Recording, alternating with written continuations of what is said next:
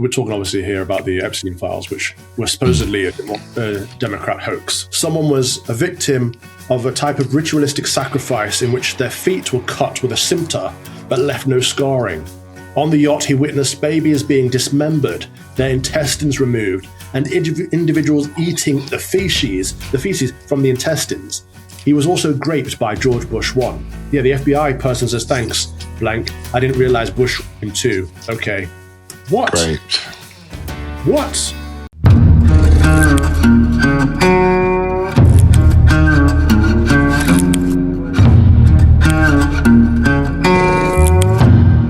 Welcome to another episode of Fox and Father with me, the Fox, and him, the Father. It's a show where Calvin tutors me in the ways of righteousness, or not. Or actually, it's a show where Calvin grows a moustache and is now smoking a cigar. Look at you. These were a gift for one of my parishioners. They're very sweet. They're lovely little things. And this was another gift. Got a little lighter there that says Father on it. Had some really nice Christmas presents this year. Bless them. Dear fans who follow us, can someone either send me or recommend to me some good cigars that don't cost loads of money? Because I love cigars and they cost a lot. These ones cost a lot of money, but the ones I bought in America and Alabama, you could buy like 5 for $60 or something, and it was like they were lovely. They were just as nice. I'm not a connoisseur of cigars. I know a good one from a bad one, but you know, anything in the middle range, I'm really happy. So please do feel free to send me all of the cigars. How are you? You haven't trimmed the afro. You said you were going to do it. I have trimmed it. This is trimmed. Where? It's shaped now. It was too high. It was too big on the top before. So I went and got it shaped up, and it's been trimmed. It's down. Like, you know, they take the dead ends off or whatever, and just helps it grow. Are you in the Epstein files? No. You know what? I didn't see anyone that's far right, anyone that was fascist, anyone that's a Christian. All I saw was a bunch of Zionists and Jews. I'll stop the Zionists and Jews just for a minute. No, we're going to get it. Okay, for a minute we'll stop it, but we'll get to it. We'll get back. Okay, fine. Can we just, our whole conversation for about the last month has been Zionists and Jews. I didn't see a single anti-Semite in the entirety of the files, but we'll get to why. How are you? Wait. Okay. Yeah, we'll get to that as well. Right. How am I? I'm fine. My wife decided to drop a vase. So Saturday night, okay, this is how it goes. Saturday night, she's stood on a stool in the kitchen, no, she's not stood on a stool at this point. She's stood at the side, and I'm like, what are you doing? And she's assembling these little plastic organisation boxes. I'm like, what's that for? And she's like, well, no one puts anything back where it belongs in the larder. And I'm like, they're children. They're never going to put anything back where it belongs in the larder. That's the whole point of children. In the same way as I'm noticing that, things are going missing, which, young people tend to do. So I'm like, you know what? Let's just sit down and watch Landman and have a glass of wine. And we'll do the larder on Monday because it's, day of work and all that. She ignores me. I come and sit down. I'm like, well, we don't want to watch Landman. So I think I probably turn on. Great. Yeah, it's so good. Well, we should talk about that at some point. And the trials in Nuremberg, which we should also talk about. But So I leave her to do it. I'm sat in the other room with the dogs. Blazer sat directly opposite me over there. Sat in the living room and I hear this crash. Now, Lizzie doesn't break things, really. It's not in her nature to break things. I go into the kitchen and it's like an episode of, like a Murder Files episode. There's blood everywhere. Oh. I'm gonna give the audience. You're gonna show the picture again. Sneak peek. Nobody needs to see this gash. Honestly. It's awful. Oh, look at it. Yeah. I know, poor thing. But did they have to do that then? Did they have to staple it? No. Well, let's get into the NHS as well. So she does that. I hear a smash. I go into the kitchen. And she obviously hasn't screamed because, she's like a cyborg. I mean, under there is definitely What, she didn't scream? No. you know that underneath there are titanium bones, and it's like my CPUs and neural processor learning computer. So you know that's what's going on. I No just spoon, assumed no. there was a great screech. Mm-mm. So I just sort of meander into the kitchen, see the bloodbath. She's like, oh, darling, I've just cut my foot. And you're like, Well, what? That's what she did say. So then she's got a foot in the sink and she's pouring water on it, and I'm like, babe. She's like, it's fine. I'll sew it up myself. On the I'm other like, hand, when you scolded your leg, I thought you'd killed someone or been killed yourself. The screaming that came from your mouth when you had to jump in the sink. Remember that? Yeah, I mean, I was trying to kind of move past that. But you're right. You're exactly right. When I poured hot oil, I think, didn't I, on my foot, and it really burnt badly, and it was horrible. And I did go, "Ah," and I screamed, and I did the same thing, put my foot in the sink. She was just like, yeah, but whatever. Wow. And then I'm like, we're going to need to go to hospital with your foot because that's a proper cut, as you've seen. So I then, she's like, no, it's fine. I'll just sew it up myself. I'm like, love, please, can we just do this normally? And she's fine. So I take it to hospital. This is the NHS, right? Within 2 days before, I've had a conversation about how terrible the NHS is, specifically in Colchester, because it's really bad for anything chronic. So anything that is difficult to deal with and treat, which it brings into question the whole idea of the NHS, really, is should the NHS really, because the treatment we got was exceptional. Walked through the door. But it's so big. She was injured. You walk through the door, and it's like, we can get her dealt with and out in no time at all. It's like we can stitch up her foot and get her mended. No time at all. But if you've got like the guy who's helping build something outside at the moment, like a really chronic, horrible sinus condition, it's kind of useless. So he just gets bounced around from department to department to department. But in the case, if you need a specialist or if you just go to ER. Yeah, in the case of getting yourself stitched up, NHS is brilliant. And I think I said on Question Time in 2020, I think I said that the National Health Service should be the National Emergency Service. That's good, so that everybody should just get, like, if you've got a major emergency, heart attack, whatever, just get in and get treated, because they can do that. At the point of entry, you've just got to get sorted, yeah.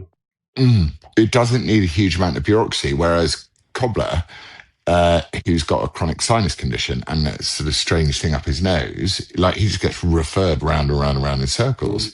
And then you take that all the way up to, like, transition surgery and Wes Streeting and trials and all that. You're like, no. Just turn it into a national emergency service. And then I would have a means-tested health service. That's what I would do, and an insurance thing. Yeah. But I couldn't criticise a single aspect of the care, other than the fact that, and this will stay with me, like an image that will stay with me, was there was an old lady who was dying in a corridor, as they do in the National Health Service. And directly behind her was a poster with all of the blue, baby pink and white trans flags. And it was like, are you a non-binary or transgender person who is pregnant? And I was just like, she obviously doesn't know or care what's going on, but I'm just sat there going, if you stuck me next to that poster for my final hours, I'd be fucking livid. I really would. So, and you think of the people that provide our healthcare in the same way as you think that there are, like, you read newspaper articles and headlines of, like, how bad the country is and how terrible everything is. But you never read newspaper articles of how lovely families are and how people have done really well and raised their children, their kids have gone up a grade, and it just doesn't fill the newspapers. In the same way as the NHS has actually got a load of people in it, and I met a lot of them on Saturday night, who just want to provide good healthcare. Of course it does, yeah. And non-political healthcare. And it reminded me of how essential non-political everything other than politics is. I think is what I thought. So she got back. The guy, I think he must have been a West African guy, a Ghanaian or a Senegalese or an Ivory Coastian, but I was going for Ghanaian in my head. He was like, "You're the best patient I've ever had." Because Lizzie looked at her body being stitched up and stuff. She doesn't do painkillers. She doesn't do anything. She doesn't do any of it. She thinks the whole lot is evil. So she's getting stitched up in front of me, and I'm like, "Oh God, that looks so good." You two could not be more opposite. You're like, "Give me whatever you've got." She's like, "No, thank you. I don't trust that." But she didn't complain at all. He said, "You're the best patient I've ever had." She's amazing. He said most people are like fighting even when it's like numb, they're fighting my foot away, and she's just watching it casually get stitched. Yeah, so we did that, and then we came back on Saturday night, and that was that. And then it's the start of the new week, and it's like I mean, I don't know how anyone can convince me of climate change, because this place is a sodden, messy, rain-filled, cold, humid. Don't talk to me about cold. It's like minus 17 out here. It's still snowing. It's still coming down. It's still beautiful. I still love it. I bought some bags of sand to put in the back of my truck to weight down at the back. But I've got a bit of news. So this time last year, I was sharing a platform at the National March for Life rally in DC, right? And I went to it this year. It was good, but I didn't get invited to speak this year because last year was almost career ending, right? I didn't do the see how thing. I went, my heart goes out to you, right? Yeah. Everyone understood that joke. I came on stage immediately after Charlie Kirk, who, God bless him, that was the last time I saw him in person. But point is, I'm sharing a stage with people who do similar things to me, but far bigger profiles, making a lot more money. Like Charlie Kirk's a multimillionaire, right? Elon Musk did my heart goes out to you, multi-billionaire, right? I do not have that protection. No. I did lose my church for a while. So I did lose my job. I almost lost my house for a while. I almost got stuck in America with no belongings, no place to live in a foreign land. It wasn't the best time. It's probably close to the worst time in my life, right? Those 3 months where I wasn't able to say the mass. And I didn't know if I was going to get kicked out. We had a serious conversation with, I love my wardens, by the way, best people I've ever worked with. But I had a serious conversation with them where they said, look, if it comes to it that, the church has to go a certain direction, you're going to have to find somewhere else to live. Like, you can't live in the rectory. And I'm like, I understand, but I don't know what I'm going to do. And all my stuff was being shipped over from Britain, so I didn't have any of my belongings. And then I got stuck in Israel, blah, blah, blah. That was the last major cancellation that I faced, right? Hopefully the last one ever. But the point being that I am not in a secure position like these multimillionaires and these multi-billionaires. I, as a priest, don't actually get paid a salary. I get paid a stipend, which is a way that they're able to pay you less than minimum wage, right? So it's like the priests do not get paid much money. It's not quite a vow of poverty, but, we get enough to just about survive. Now, Laurence, yourself, and Canon Father Brett Murphy set up this crowdfund for me. God bless you for doing that. On Democracy 3.0, we can put a link up, we can put the graphic up. The most cancelled man alive, they said. And it was his bold proclamation of traditional biblical values has often drawn the ire of church authorities who have compromised on the word of God. Could not be more true. I had a very wicked archbishop at the time who was looking for an excuse to sack me, and did as soon as he could, without so much as a conversation. But the point being that these guys, you and Canon Father Brett, both basically said, let's get Father Calvin into a position where he can continue to speak up for pro-life. He can continue to stand up on these platforms and do his best to put forth this mission that he's been sent on without him being homeless and kicked out in the streets, and give a little bit of security. So thankfully, loads of people donated. We got up to $50,000, which is just amazing. I'm so blessed by that. You are all wonderful people. So thank you to everyone who donated. I'll read just a couple of the comments. Constance said, God bless you. Cindy said, in support of Calvin, who gives voice to the voiceless and values every soul made in the image. Amen. Evelyn said, Father Calvin, we stand behind you and believe in the work you are doing to spread the gospel and the Lord's love. May God bless you. We are so fortunate to have you in America. Go and read the comments because they're but that has enabled me to get a start. And so I have invested in a property out here in Michigan. So my first time trying to buy a house. So I'm getting on the ladder, but this essentially means it gives me a little bit of security. At some point, I'll be able to, I mean, it's a doer-upper. It's just a little bungalow, but over the next couple of years, I'll gradually do it up. But it means that no one can ever cancel me ever again. As far as instability-wise, I will at least have somewhere to live. I'll have a roof over my head. So I can continue to be the anti-Semitic priest or the Nazi priest or whatever it is they want to call me. I can continue to proclaim the gospel as best I possibly can. And they can call me fascist, they can call me far right, they can do whatever they like, but I'll be able to continue to speak truth to power as best as I possibly can. So God bless every single person who's donated to that. Thank you all. And thank you, Laurence and Brett, for putting up there in the first place. God bless. That's so good. You know what your house needs? What does it need? A wife and some kids in it. That's a conversation for another time. No, I'm just saying, it's all very well, bloke having a house. One of the things I learned from Lizzie being incapacitated, like she can't do anything, right?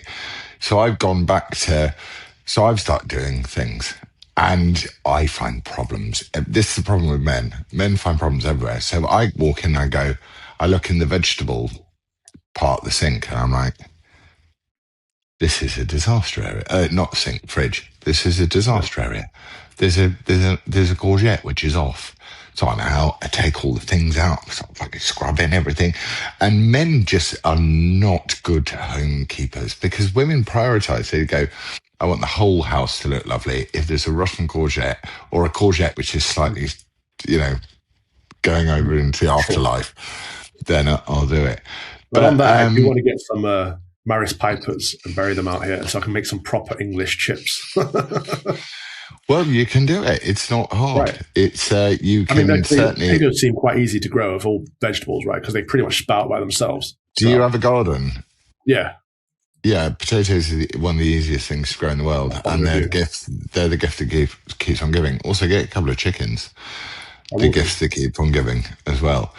I don't know what. Got some good security set up, and I'm just building it up and painting it and all that kind of stuff. So eventually, I'll do a little tour and I'll put it first on democracy3.org, so people who invested, who donated, they can see what's going on and where it is and how. Well, I'm glad that people do, and I think in time, Democracy3 will be really useful because it's not going to be. I've never wanted it to be like a, crowdfunder for people who want to. We did it for Lucy Connolly, which would have been and we got 180 grand, I think. Nice. Nearly 200 grand.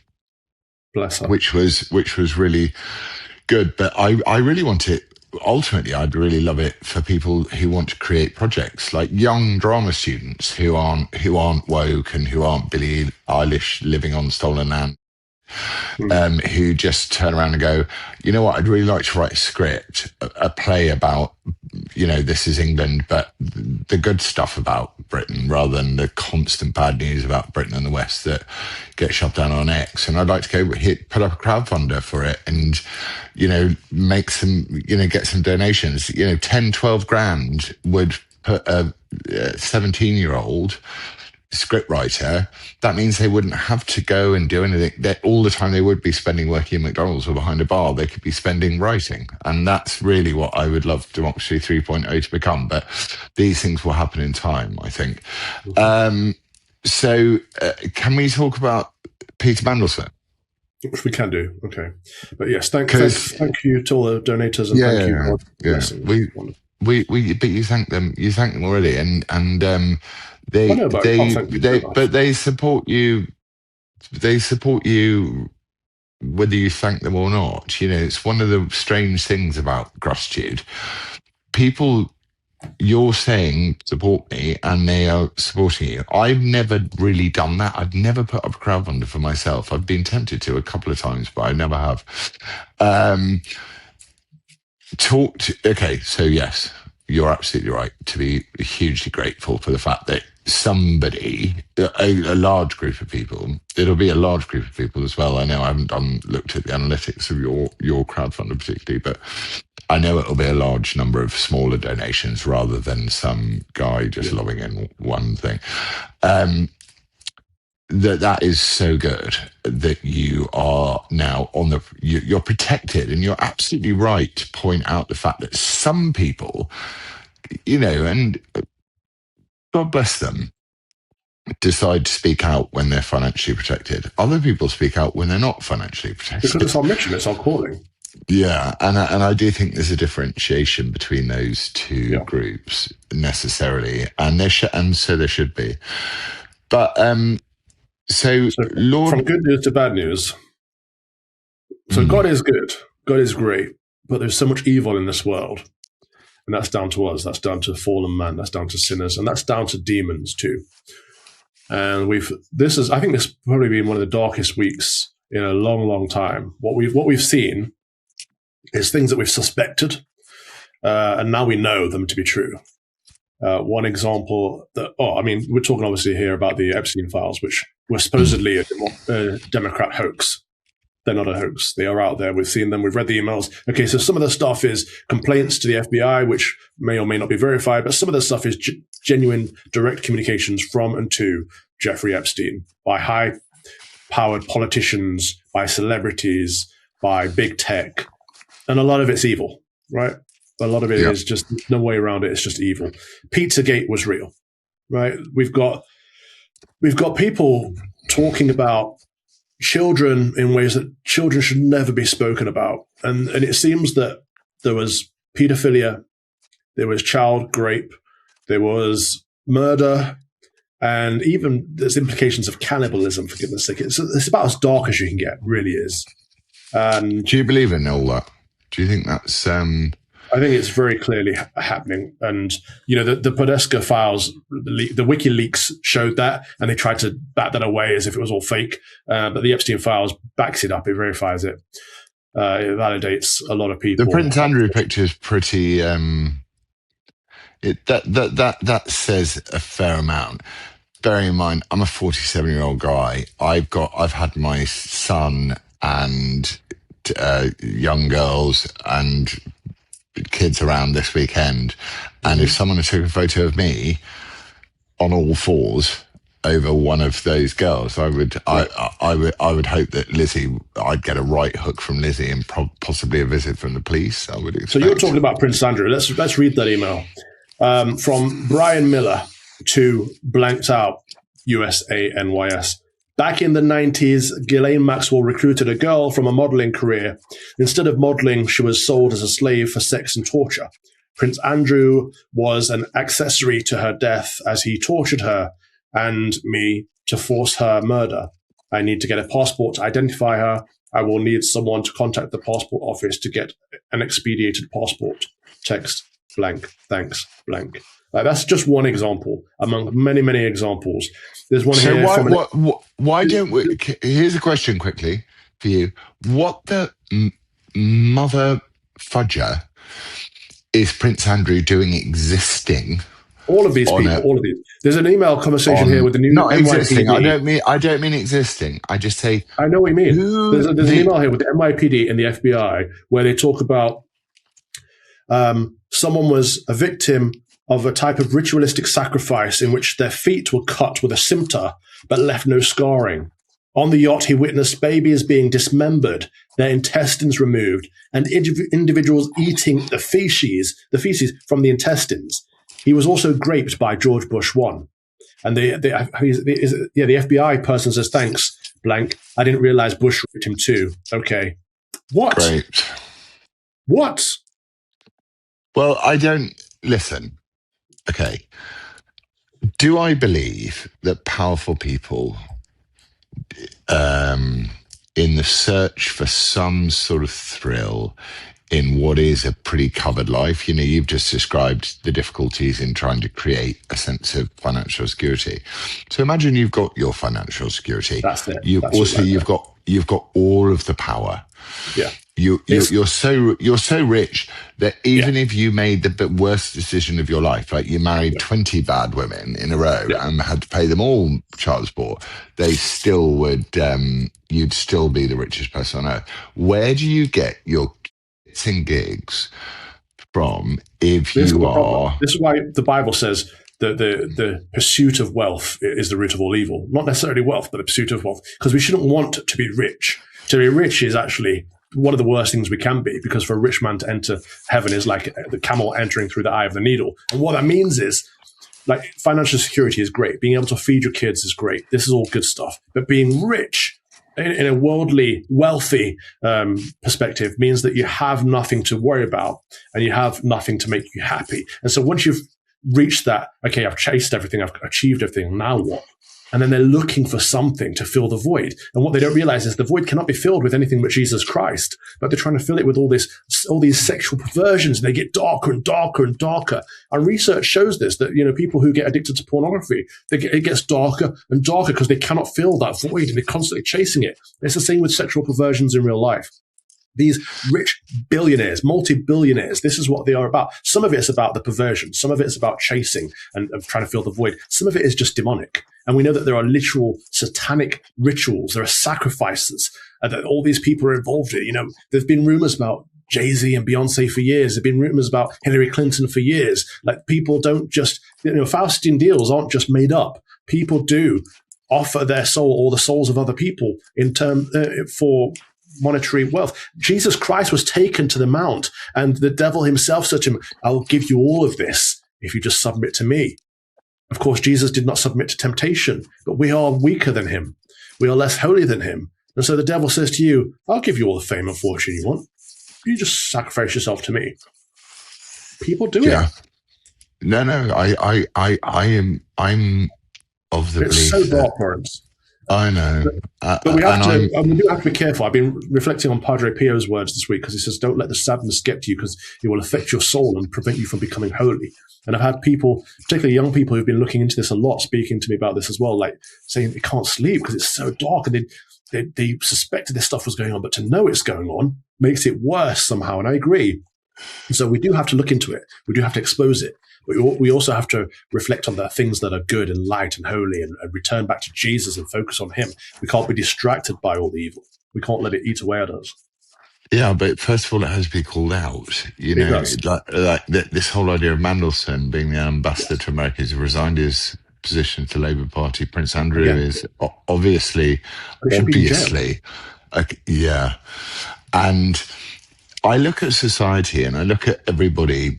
They always talk about the glass ceiling, don't they, feminists? And I think about a glass ceiling for common sense sometimes, and I'm like, if that elite, game of musical chairs that is politics was dealt with in a slightly more interesting way, and it was dealt with on a monarchical level, which is that it's, I get the King Charles is king, fine, whatever. I don't like him, and he's not my king. I'd never go and fight or die for him, and I wouldn't actually die for the British monarchy anymore.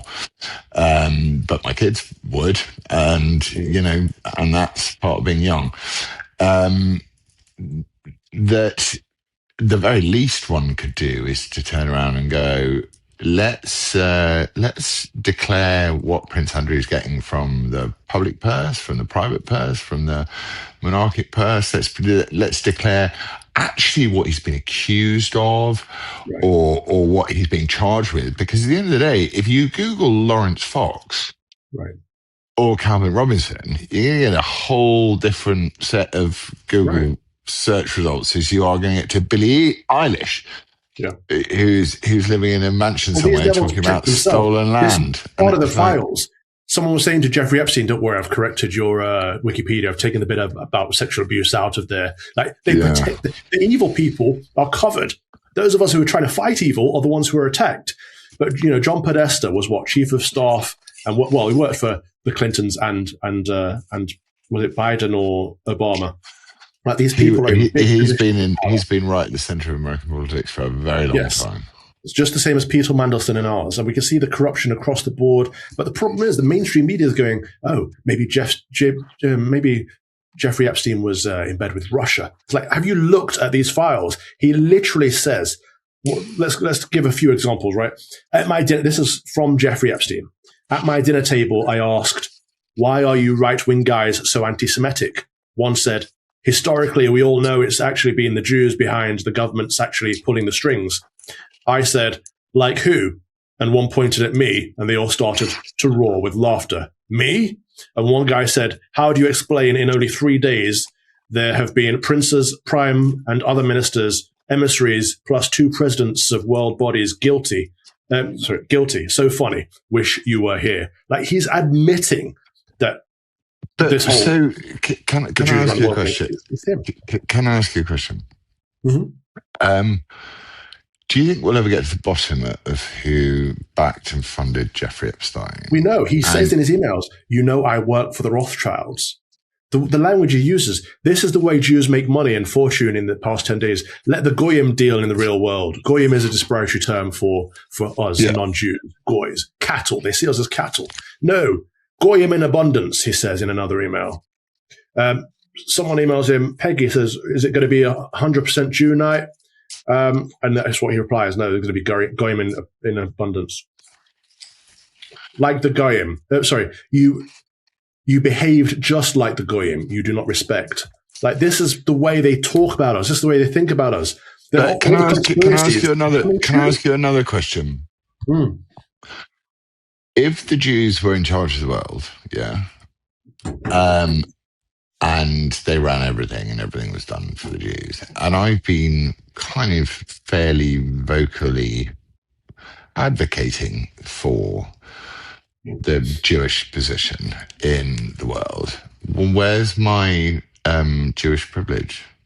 You're not Jew, you're Goy, so you're a useful No, I get it, but surely I'd be Look at how they refer to Tommy Robinson as his example. Like, Lawrence, look at how they refer to Tommy Robinson as a prime example. Cheap at any price. So, like, they love people who will support them, who want one of them, because it's like, that's useful capital. They are on our side. Ha, what a fool. This is the way they look at you. But do they say, I mean, I'm not pro. But in their own words. I'm genuinely not a person that will support one particular ethnic group over another. I'm definitely, I definitely look at ideas and I go, as Larry Taunton says, ideas have consequences. So I'll definitely look at an idea and say, is that going to be an idea which is conducive and helpful to my life, the civilization I live in? No. Judaism, the biggest issue I have with Judaism is that they don't really believe in God, as far as I can tell. That's what it comes down to. All of this comes down to you're either on the side of Christ or you're on the side of the demons. Like, you're on the side of good or you're on the side of evil. That's what it all comes down to. But I wouldn't say, like, I would say it's absolutely clear that there's a guy today who's done a thing about Matt Goodwin and said, he's not very British and he's called Jarvinder Singh, I think, or something like that. I'm like, well, with all due respect, Jarvinder, Matt Goodwin is probably, if Matt Goodwin went to India and wrote an article saying Jarvinder Singh's not very Indian by Matt Goodwin, I can sort of, I kind of simplify it to the over extreme, which is to say, there are certain things that I understand to be not right. And I've really gone off Ben Shapiro, which is weird because I used to really like Ben Shapiro. I liked the way he broke down news. I liked the way he was very fast. I liked his annoying voice and I really liked it. I can't bear the sound of his voice anymore. And I know that he's advocating for the Jewish position well ahead of the fact that he's advocating for the American position. And then I think, well, what makes him different from an Islamist in a way? Because, he's putting his Judaism first and he's trying to make America Jewish. And then I go, well, that's no different from Islamists who try and make Britain Islamist. And then it's also no different from Christians who try and make Christendom Christian. So then it takes us all the way back to the simple idea, which is the fact that, well, Britain and the West are indelibly, like, it's a permanent marker of Christianity is on the West. So therefore, I can't argue with. The rest of it is all up for debate for me. Do you know what I mean? There's a lot of interesting stuff in this, and the pandemic stuff is just coming out as well, in that Bill Gates, by name, asked for Jeffrey Epstein to be in charge of the part of this pandemic situation. And there are emails with Jeffrey Epstein talking about planning for a pandemic. Let's involve the WHO and the ICRC. Let's hope we can pull this off. He says it looks like they were planning, and they say something along the lines of we'll make a load of money from this or something. Like, it looks like they were planning to gain profit from a future pandemic. Whether they were planning a pandemic or not, they expected one to happen, and they were trying to benefit from it. It's all very evil. It's all very immoral all throughout it. But the thing is, it's fear-based, isn't it? The point really, and the thing about Jesus Christ, and Joe Rogan said it, and if Joe Rogan says it, who has a very, imagine someone who's spent that many hours speaking to people, whether you think that whatever your views on Joe Rogan are, he is on record now as saying, I've looked at Christianity and I can't pick holes in it. It's not trying to hurt other people and cause pain to other people. It's not that sort of thing. So, of course, it's true and it's good, and everything else is untrue. But some things are also evil, and we have the rich and powerful elites literally mentally, physically, sexually abusing children, and even maybe potentially cannibalizing them, for goodness sake. It's as dark as that. Like, something needs to be done.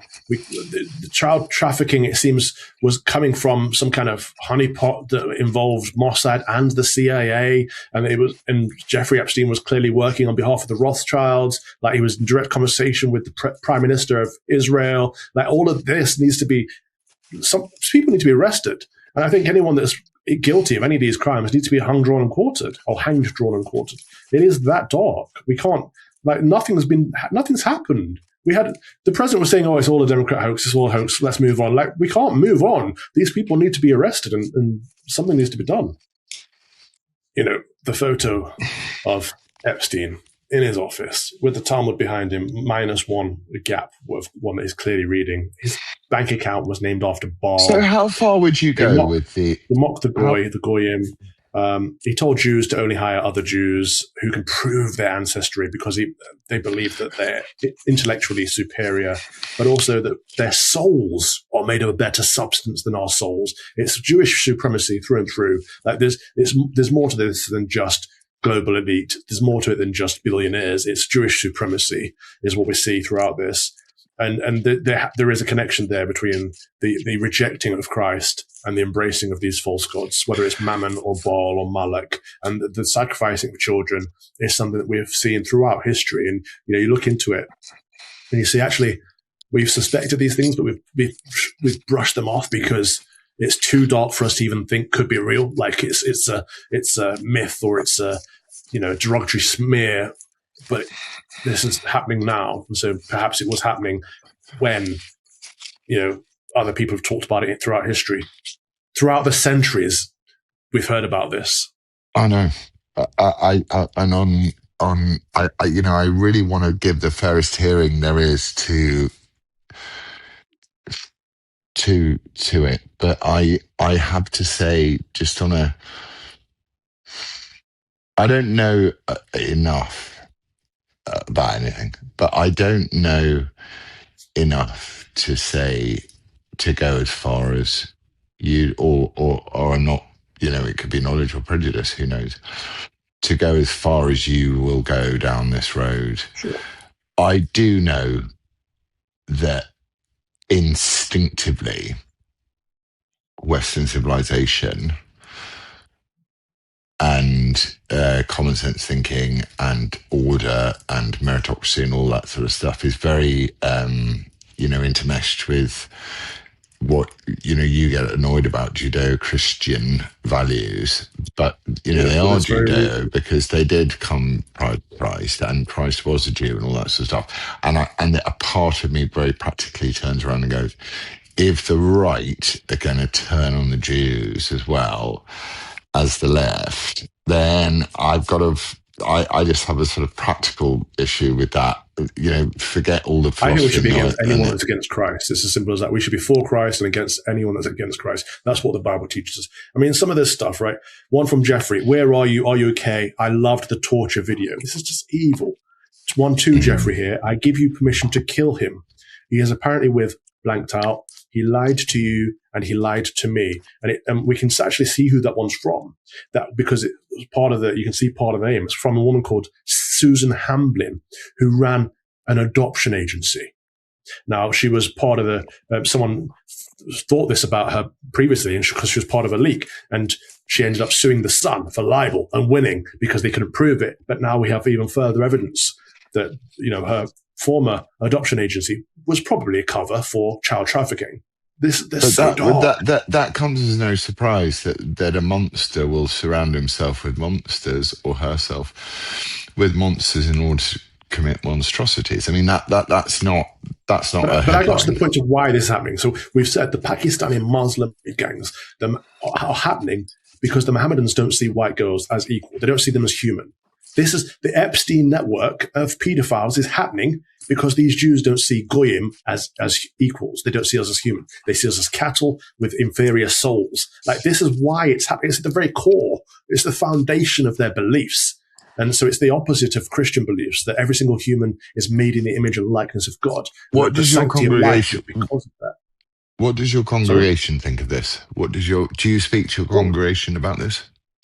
Not often, but mixed views. Well, it depends who I'm speaking to. But people out here have mixed views. The younger you are, the more awake you are, generally speaking. But, we're not Goyim as much as we're not Kafir. The Mohammedans have it wrong. The Jews have it wrong. Christians are the only ones that have access to the fullness of the truth, which is that every single person has equality of dignity and worth in the eyes of God. None of us are inferior to the point of being cattle or worthy of being graped or worse. It's disgusting. And we need to stand up to it. And again, they've weaponized parts of history in order to make it so it's impossible for you to stand up to it. And we discussed that last week, so I won't go into it now, but that's all part of this. It's all part of this trap. Yeah, I mean, I find it kind of logically relatively consistent, because I go, well, if I'm going to attack Islam, then I might as well attack, if I'm going to call out Islam for what Islam does, which I don't like, then I should apply exactly the same rules to every other situation. So I'm very happy to do that. I don't have a beef with that. I just don't. I'm not Kanye sure West is the Jews, right? And what did they do? They took away his deals. They froze his bank account. They took his kids away. He just sounded like a lunatic, he just sounded like a madman. They make you sound like a lunatic. Michael Jackson said, it's the Jews. They're manipulating me. They're making me bankrupt. What did they do? They painted him as a child, as a pedo. Of course, he's probably one of the few in that circle that wasn't a pedo, and they eventually killed him. There's a pattern here. Mel Gibson called it out too, the industry. What did they do? It probably would have helped if Mel Gibson didn't call it out while being arrested for drunk driving. I'm just talking about... Every time someone calls it out, they get arrested for something or they get framed for something. I've seen the footage. Mel Gibson was based. I've also worked with Mel Gibson, and I know what Mel Gibson... No, I get that. It's like, but if you want to get the message across, maybe don't do it when you're hammered. I'm sorry, but that's impossible. The point is, you can't be absolutely perfect in order to get the message across, because they will use whatever they can against you to destroy the credibility that you have. That's the point. For example, you couldn't call this out. They'd say, "Oh yeah, well, he's obviously been arrested for the cameras and the other. He's clearly incredible." Candace Owens calls it out. Yeah, she's clearly crazy because she's got this theory about this, that, the other. Like, it's impossible. Yeah. Candace Owens. Well, I mean, also, here's a thought. Do you think that AI has become... You've been moaning about AI for a while. I've watched you. Yeah. When you'll vanish from my feed for a week. I mean, I actually haven't. I opened Twitter probably once today. I think I spend, since Elon Musk bought Twitter, I think there was a big moment where I spent more time on it. I was like, yeah, great, freedom of speech, blah. Right. Now I spend so much less time on it than I did when I was actually fighting for freedom of speech. And it was interesting to see that AI now feels like it's become the new censor. So I said something along the lines of, the LGBTQ movement is the most... I know so let's just leave your own personal views out of this for a second, is the most homophobic movement ever, right? And someone then... No, the G's, the L's and the G's are being used by the T's and the Q's to further in Calvin language to further sully the dignity of mankind. But to turn them from, same-sex attracted people who are sinners into demonic possessed people, whatever. And as always, in all of your responses, all of my responses nowadays, I mean, I'm not a big response reader, but it goes, "Hey Grok, is this true?" And and Grok says, "No, it's not. LGBTQ is not homophobic." So I then say to Grok, "What does the plus stand for in LGBTQ plus?" And Grok goes, "It's all of the extra gender identities that exist in the world." And I'm like, "Okay, is one of them minor attracted people?" And Grok's like, "No, absolutely not. Not in a million years." And I'm like, "Hang on a minute. You were just talking about gender identities. And now you're saying that minor attracted people aren't a gender identity." AI is not objective, and it is very defensive, and it often just gives you a straight answer. It always gives you extra context in order to try and give you the liberal view. Say again. So I think I put a lot of faith in AI now. Like, I can't remember the last time I Googled anything. So I will Google. Yeah. I will AI Grok usually, because I think it's probably the least woke of them all. And I will ask a question. For information, is awful. What does the plus mean? So social media, and it won't tell me. Social media has been manipulating the data for a long time. AI is just doing the same thing. We can't trust the data. I've been using AI for. So I've put all. Like a great big list of repairs that I need to do at the house, right? And I put it all into AI. So every time I do something, it gets marked off, and it gives me a list of providers to call for like whatever you need. And so I'm using it as a tool in that way. But I'd never rely on it for information. And people do. People think it's objective and it's truthful, and they'll say, "Grok, is this true? Grok, what about?" That's silly. They're looking at it as an authority. AI isn't an authority. Yeah, but that reassures me about AI, because AI is only ever examining the sources that humans have put into it. So therefore, when people talk about the fact that we're at we're at the singularity and blah blah, and no doubt that they are much further ahead behind the scenes than we are now. But I took a photo of this little patio area outside, and a friend of mine said, "Just take a couple of photos of it and ask Grok to design," because I wanted to cover it so I could barbecue when it was a little bit rainy, and make a pizza when it was a little bit cold. And Grok came back with a design. When it's that big, it's that long, this is what you need to go and buy. And I went and bought all the materials that Grok suggested, and I literally have no wastage. Yeah. So I'm kind of pleased with it for that way. But like you say, it's useful as a tool. Yeah. Okay, I want to do some things, because we've talked about just one thing for the whole episode, which is fine. I like that, and also I think it's good. These conversations are good, and I will never begrudge them. Files are the biggest news in a long, long time, and I know, and no one, but they never seem to be released. I was talking to a famous journalist yesterday, and she was like, and I was just banging the drum, which I banged forever, which is like, it doesn't matter who's in charge politically. It's all about how you operate in your soul and how you deal with it. You've been writing about this stuff for ages. You suddenly feel vindicated. You're finding out that everything is completely right that you've been saying for years, but still they do it in front of your face. So it's like, it doesn't matter. The politics doesn't matter. What matters is the person. Yeah, they do. It does, but also matters. Like, again, but the politics is changed by the person. The person changes the politics. If we found out that we had evidence that people in positions of power were fiddling kids, we would have been on our horses with our swords, and we would have taken their heads off. Like, the French would have had a revolution, the English would have hanged them. And now we just sit around and tweet about it. It's insane how well. There's a great scene amongst many. Our entire society. there's a great scene amongst many great scenes in the show Landman, where the drug cartel turns up to try and get money off the oil cartel. Yep.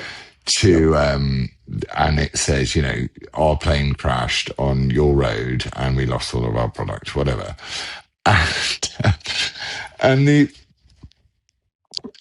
oil cartel people meet the drug cartel people with pistols, because the drug cartel people get pistols out and they're all doing that. And then the guy, the right-hand man of Billy Bob Thornton, who, by the way, is just a sublime actor, turns around and goes, you do realise that half of these people are selling drugs for the drug cartel, right? And he went, Billy Bob Thornton went, one step at a time. Just thought it was so good. And also to everyone, I would highly recommend watching Landman, because the evisceration of wind and solar in Landman is just beautifully done, to the point where he eviscerates wind so much that he doesn't even get onto solar. He just says at the end of eviscerating wind, he says, don't even get me started on solar. Right. We need to do some questions, because we're 53 minutes in to the Calvin Robinson Goy conversation. Right. Reminder, like and subscribe, please. And if someone who understands the internet could explain to me why 2 weeks ago we got 150,000 people watched us and last week we got 10,000 people watching us, please explain that to me. I'd love to know that. Please buy the merch from the culture stores. Fox and Father follow. Calvin, you got anyone? My follow is at Rep Thomas Massey. That's Thomas Massey and Thomas Massey are two of the only decent politicians, as far as I can see, in the whole of this country, who will put people first. That's a good one. My Fox and Father follows is Sunil Sharma, who has started up a YouTube channel and is going hell for leather on interviewing there's many people as he can. He's asked lots of really good questions, and he's a really good guy. I think I've probably suggested Ollie London before, but he's a good follow too. And obviously my wife, so follow her, California Freers. And Lani Dowding, lovely Lani, she's the best. Leilani is the best. Right, now apparently I said last week, Leilani on with you, because she's far more based than I am. Well, we should get Lizzie. I might do a reality TV show with Lizzie. Get Lizzie and Leilani to do a show. Do it Fox and Father, but it's Lizzie and Leilani. Yes. Priest and priestess. Lizzie will be talking about like all the natural remedies, and Leilani will be just exposing the globalist elite. It'll be amazing. We should do. I always encourage Lizzie to do more stuff because she's really brilliant at it. But she's she's far too feminine. I don't think so. Right. Apparently, last week, I said that we should introduce, towards the end of the show, an unpopular opinion of the week. Yeah, I don't remember this. I don't remember it either, but it's in the show notes. It is in the notes, but I just don't remember you saying it last week. Okay, well, apparently I did. So, what's your unpopular opinion? No, you start. I've got to think of one. Okay, my unpopular opinion of the week is that, it's hard to express it. Communism is a great idea. What do you mean? Oh my gosh. You can't introduce this in the last 5 minutes. Come on. Well, there you go. It's a great idea. You've got to expand on that. You can't just say that. Okay. So I went to Nova Huta, whatever it's called, in Krakow. The square footage of the flats was bigger. The interior design of the shops was better. The food was nicer. Because it's slave labor, Laurence. They killed 60 million Christians. Listen, I didn't say communism was a good practice. I said it was a good idea. No, it's not. So the way that they made Nova Huta work was they threw all of their capitalist money at this communist idea to go, look, you can have a free house and you can do all this stuff. And what you've got to do is work in a steel plant. And everyone is treated the same. And so I'm saying it's a good idea, which unfortunately is completely devastated by the fact that it doesn't take into account the fallen nature of humanity. So if humans weren't fallen and we were godlike, and we, not only were we made in the image of God, but we literally had the conscience of saints.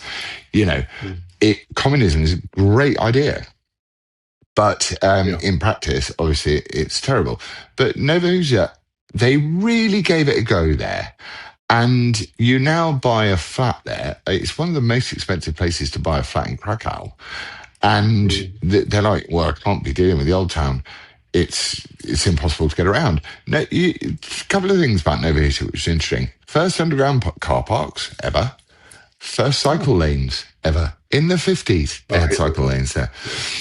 And there's a lot of things that are terrible about it. But if we were all totally pure in soul and pure of heart, and nemesis, antithesis, whatever, however it works with the communist mindset, and that the utopian aspect of life is that we're all going to end up communists, and we're all we're going to reject God entirely, and it's going to be totally it's all down to us human beings, and we all have to be perfect and reject everyone. It isn't. Communism is a great idea. I'll say it. Obviously, it just doesn't work. But there's my unpopular opinion of the week. I think I explained You're right. it. It's an unpopular opinion. You're right. Yeah. All right. My what's unpopular yours? opinion is that we should ban women from driving. I think there are two types of women drivers, right? There's the one who's like this, right? And she's extra cautious and she's going 10 miles per hour below the speed limit, which is actually why they're probably marked as safe drivers, because they don't crash themselves. They cause everyone else around them to crash.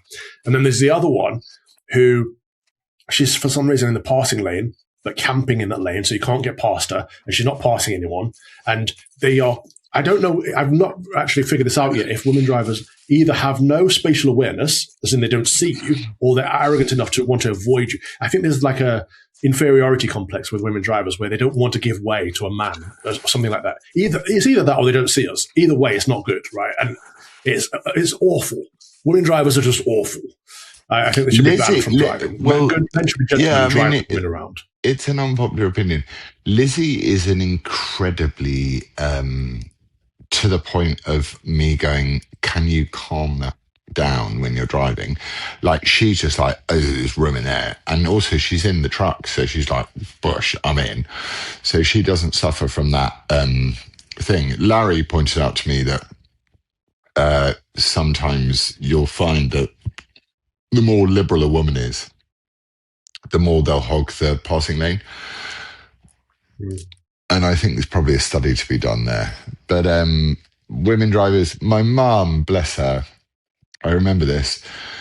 She used to go, whenever my dad was driving, and he'd do something even mildly, edgy as a driver. So, but I don't know. But Laurence, 10 times out of 10, I can identify a woman driver. You're like, that's a woman right there. You can see that they've got too much space or too little space, or they're not letting people in, or you can 10 times out of 10, you can tell it's a woman driver. It's awful. Well, although I did make a mistake today, so it's 9 times out of 10. Today on the way back to the studio, I made a mistake. I thought it was a woman driver because he was in the passing lane, wouldn't let anyone round. Turns out it was an old man on his cell phone. You shouldn't be using your mobile phone when you're driving. So that's the exception, which proves the rule. Well, the good news is that we're going to have a lot of comments from this episode. That's the good news. And the other news is that you're I like it, think who was that guy, that guy who did the Erica Kirk video. Sorry, I just want to finish on this random point. Did you see it? He's the comedy one. Yeah, that was great, wasn't it? Outrage from everyone was like, oh my God, it's terrible and it's awful. And I'm like, the minute someone says something's terrible and awful, I want to watch it immediately. I just immediately want to watch it. And I just thought, get over yourself, I'm going to give this as my second unpopular opinion, because I tweeted this out recently. Until relatively recently, society had certain expectations of people in mourning. For the first year, widows would typically wear black clothing, avoid bright colors and jewelry, and they would withdraw from social events. How times have changed. That's a totally unrelated comment, but that's my second unpopular opinion. Well, yeah, I mean, it's pretty obvious that finding a wife for Calvin is going to be. I have a different location. The laugh. Did you hear the laugh came out? Did you hear it? Right, pray us out, dude. Let's pray. So today, as we record, is the saint day of Saint Blaise. And I like this one because in church, when we celebrate Saint Blaise's Day, we have candles and we bless people's throats because he's the saint responsible for healing your throat if you've got any kind of ailment with your throat. And that's because he was considered a holy man at the time. He did lots of healings, lots of Christian healings. But there was someone who was dying, who was choking to death on a fishbone at his feet. And this child was instantly cured by Saint Blaise. So let's pray today's collect. O God, who makest us glad with the yearly festival of blessed Blaise, thy martyr and bishop, mercifully grant that, as we now observe his heavenly birthday, so we may likewise rejoice in his protection, through Jesus Christ, thy Son, our Lord, who liveth and reigneth with thee in the unity of the Holy Spirit, ever one God, world without end. Amen. In the name of the Father, and of the Son, and of the Holy Spirit. Amen. Hang on a minute. Blaise. You're Saint Blaise too. Saint Blaise. Look at Saint Blaise. And that's love Blaise. That's Saint Snickers, and that's Saint Rhea. Where's Sparky? Blaise. Hey, Sparky. Blaise! Oh, he's such a sweet boy. Blaise. Blaise is the most gorgeous dog that you have. I know.